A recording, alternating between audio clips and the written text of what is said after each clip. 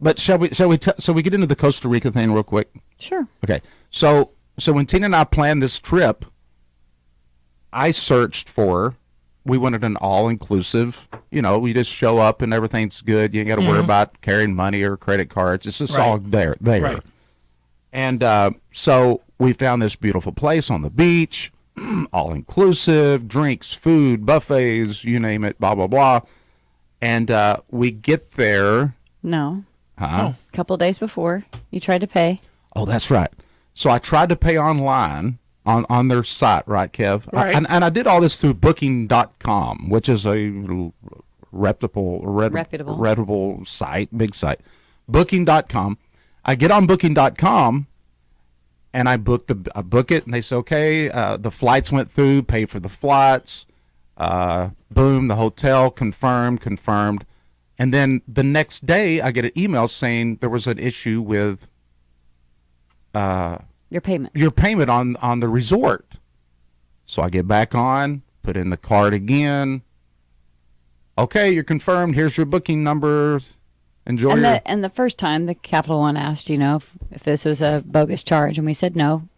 So they were good. Right. They said, yeah, anytime they said send it through again. yeah, you're fine. Yeah, every time we use our card, it asks us, it'll text us, did you use this? Did Right. you approve this? Yes. Okay, we're good. Next day, check my email. There was a problem with your payment. Get back on. I think I did it a third time, and it happened again. So now we're 2 days out from leaving. So I'm like, what is going on? So I call the property. Well, and you didn't even know. Oh, well, this is, go ahead. I call the property, and he goes, yeah, we don't. He said, we'll send you a link, a payment. First he said your was canceled. You had no reservation. Remember? Oh, yeah. First you said you don't have a reservation. I said, I got a reservation. Here's my confirmation right here, blah, blah, blah. Let me talk to a manager. Anyhow, it all got worked out. Yeah, here. I'll send you a link, and you can pay through this link. I said, well, okay. And they sent me the link, and I set up. I was in Tina's office. Went through all this process, the blah, blah, blah, and then it goes, failed. Your process has failed. Then we tried to do it. Then we tried to split the payment. It's maybe half and half so that it wouldn't. I tried it, but I tried it 3 or 4 times. Yeah. And then I call back again. He goes, he said, oh, because it's such a large amount, we'll split the payment in like 4,000 increments, a couple of different increments. So he sent us 2 links, 50%, 50%. Right. So I tried the first 50%, failed. Tried it again, failed. And this is like the day before. It was the day before, and I'm like, I don't know if what's going on. I can't pay these people. Right. And so I emailed. I come back and forth with the manager of the property, and then finally, I call again, and they're like, "There's no problem. We have your reservation. Just pay when you get here." I said, "Okay, I'm fixing to fly 3,000 miles. I just want to make sure we're good." You're good, sir. We have your, ocean view property, ocean view room. Blah, blah, you're all good. Okay, all right. And you have my Yes, we have your confirmation number. Just pay when you get here. Okay. So Tina says, "Are you sure we have a place to stay? Maybe we shouldn't stay there." I'm like, "We're fine, honey. It's fine." I need to start listening to her. Uh-oh. Is this foreshadowing? Yes. This is foreplay and not in a good way. Yeah. So we get on the plane, we fly all the way over there. We get there. Well, our flight was delayed. Huh? The first flight was delayed because of the 3 seats, which kind of made us running through son. Houston. The first flight was delayed, because of the 3 broken seats. Just I'm gonna shut that door. The 3 broken seats, right? So we're running. So now we're thinking, okay, when we get to Houston, we only had a 52-minute layover. Right.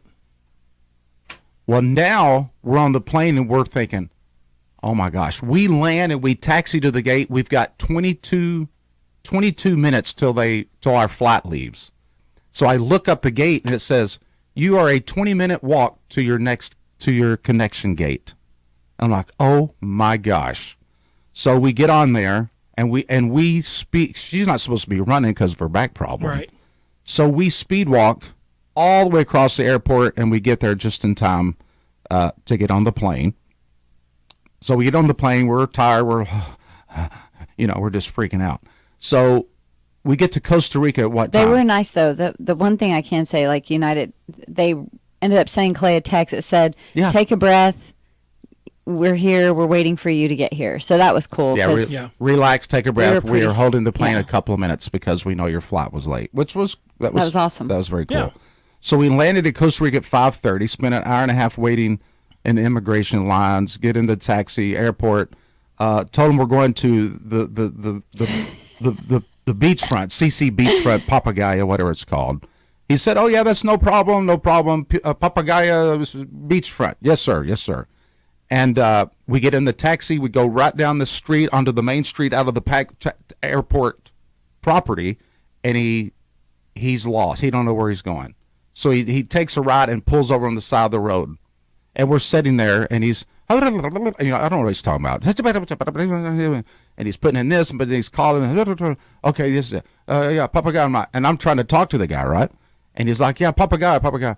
So the problem is this property has another property in San Jose, which is almost an hour and a half away from the beach. It's the city.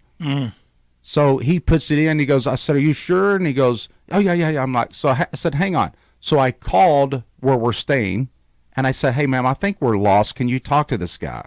So they're, I'm holding my phone up, and they're this and this and that. And she says, okay, he's good now. He was taking you to our whole San Jose property. I said, well, I'm glad I called you.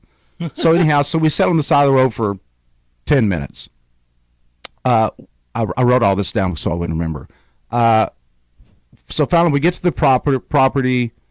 We pull up, get the resort about 8 o'clock that night, right? Mm-hmm. They said, okay. They said, look, no rush. Go have dinner because we don't want you to miss the dinner. Eat your dinner and then come back and we'll get you all checked in. Oh, this is great. We're sitting out there and had a great dinner and see the ocean waves. It's 8 o'clock at night and blah, blah. We're doing all this and that. So then we go back to the front desk. We go to pay the charges, which is a lot. Yeah. He charged the card, and then he said, your card failed. And I'm like, no, the card couldn't fail, sir. We know it's, right. We know the money's there, with the credit's there, this and this and that. And he said, let me try it again. He tries it again. Then he calls somebody. He calls Vladimir. He calls the manager, which I said, look, I knew we've had an issue with this for a week, sir.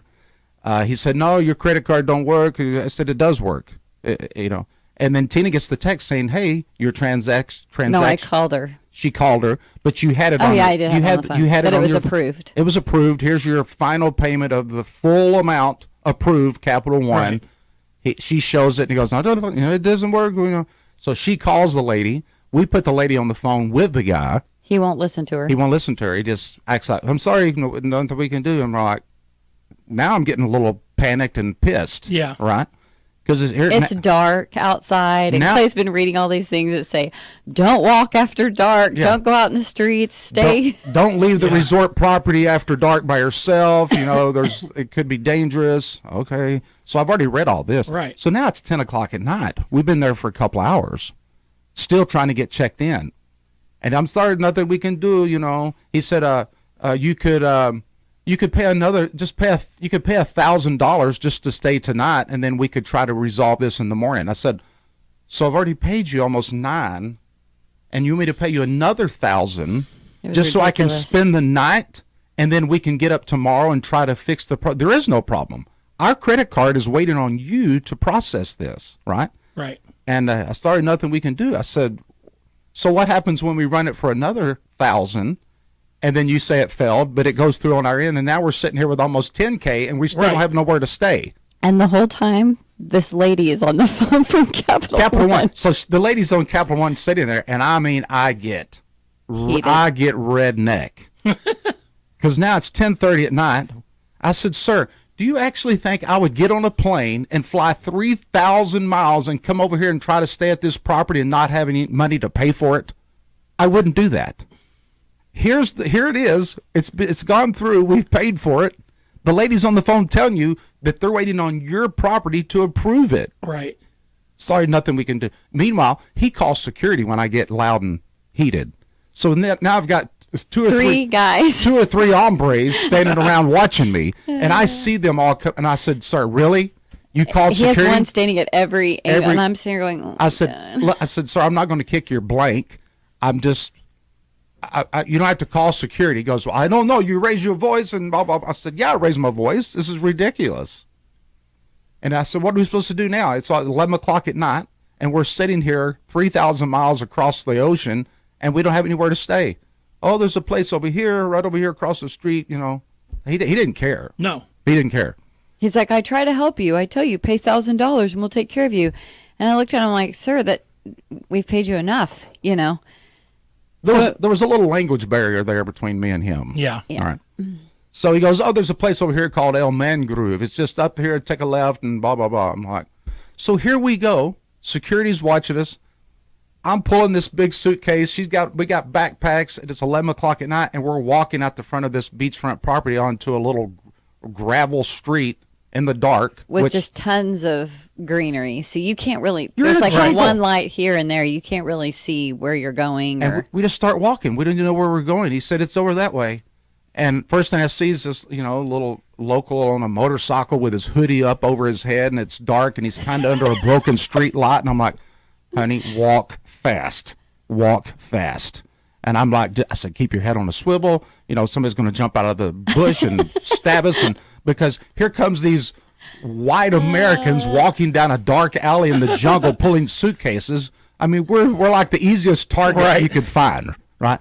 And we just keep walking. We don't know where this place is, and we're walking. We take another. Is it this way? I'm like, "I don't know. Just keep walking. Go that way." And we then see another local. we saw. And he's like, go right, go right, go right, go right. And we're like, what does that mean? So we just kept going right. Every time we had a turn, we kept going right. and we then finally landed eventually we stumble upon this resort, and we're like, "Is this it?" And it was it. And we walk up, and by now it's almost midnight. And we tell them the story. "No problem. We fix you a room. We have one room left." Blah blah. We run that same card. "Oh, you're good. Fine. You're fine." And he goes, "They wouldn't accept you over there. We can't believe they treated you like that." Anyhow, they were fantastic. They brought us a couple of drinks out there at midnight while we're getting checked in, and here's your this and that, and we fix you up. And they gave us a free cabana the next morning at the pool. We spent all day at the pool, and they just treated us like you would, like customer service would do if you had a property like that.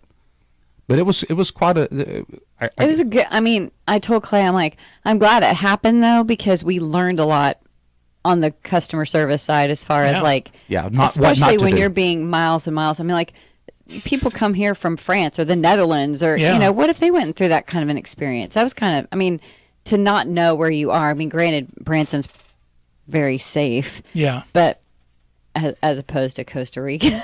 So how did it end up with the other place? Our car, we checked the next morning and it didn't go through. The car didn't go through. They canceled it. Well, no, it went through, but it went through, but they canceled it. Is what I mean. They just. Well, we think they canceled. We don't know I don't know. It was the wildest thing ever. But after that, we had a great trip. I think Ruby just pooped in the floor over here. That's okay. I smell it. And the one thing we did learn is we've always been somebody to do all inclusive, and I don't know if we have to do that now because we aren't people we're not like heavy drinkers or partiers or anything like that. I think if you're a party and you drink and that and you're it probably so. But the moral of the story is we ended up the next day we're walking the beach. This property was right next door to the property that we had the problem with. Literally, like you walk right out next door, 200 foot, and there's the property. I'm like, that's where we just had dinner last night. So it would have been easier for you to walk on the beach. Yeah, Yes. it would have been. They It should have was- just let us out the back and go across. Of course, that probably would have been scary too because they don't like people out on the beach that late. And when we go next door, and when I say next door, it's like walking from the Clay Cooper Theater to Ruby Tuesdays. That's how close. Yeah. That's how close the properties are. Yeah. We walk over there, and we spent half. Of course, it wasn't all inclusive, but it was half of what we were paying at the original property, and we incidentals were about another $1,000. So we actually stayed Wasn't next even that door much. for about $3,500 less. It was great. Yeah. So if you go to Costa Rica, El Mangrove, Thanks, Vladimir. Vladimir can kiss my grits. In Spanish, I don't know what that is. Was that the manager or the guy at the desk? That was the manager, not That the was guy the at the manager. desk. But I've been in email contact with him for a week trying to get this. No problem. You're good. Isn't that something? Man. By the way, Reba's our dog. Yeah. I didn't want to think there was somebody here that just pooped in the studio. Well, finally got checked into that second hotel. It got a young man named Christian, which was super, super nice and just friendly as all get out. He takes us to the golf cart, 8-seat golf cart, and he's going to drive us to our room, which is across the property. We get on it. We get the suitcase loaded. Tina and I the suitcase probably weighed as much as he did. Yeah, he was so tiny. And we sat down, and then he's sitting there, and he can't get it started. Oh no! So we're just like, "Are you kidding me right now?" Couldn't get it started, and he was embarrassed. One momento, he walks up and he goes, I don't usually drive golf cart. I'm a blah blah blah. So he brings the guy over. He sits down. He can't get it started. So then we have to get the suitcase off, go to a different golf cart, right? And they get it started, and they drive us to the property. This is that, and this is that, and thank you so much for choosing us tonight. And I'm like, well, we didn't have a lot of options, but we're glad we're here. So he pulls the suitcase all the way at the very back room of this property, and he says, "Welcome, come on in." He opens the door. I walk in first, and I look over, and both of the beds are unmade. There's a wet towel laying across the couch. There's cups and drink rings on the coffee tables, and I'm like, "I'm not. This room is not clean." He's like. He walks in and he's so embarrassed. Oh my gosh! One moment, and he's just like, and I'm like, stay right there. So he shuts the door, and Tina just sat down on the couch in this dirty room for about 10 minutes, and finally he comes back, knocks. We have you another room. I'm so sorry. And I tell Tina once, I'm like, what in the world else could happen to us? Was that the end of what happened to you? That was about the end. Yeah, but it was funny because then the next time, so he moves us to our next room. Yeah. We have to go upstairs. Yeah. Okay, that same bag that weighs as much as he does, he's carrying it on his up shoulder. The staircase because they don't have an elevator. I said, "Where's your elevator?" I said, "No elevator." He goes, "We're working on that." There's no elevator. So we get out there and we're like, okay, finally. You know, it was a long day. Yeah.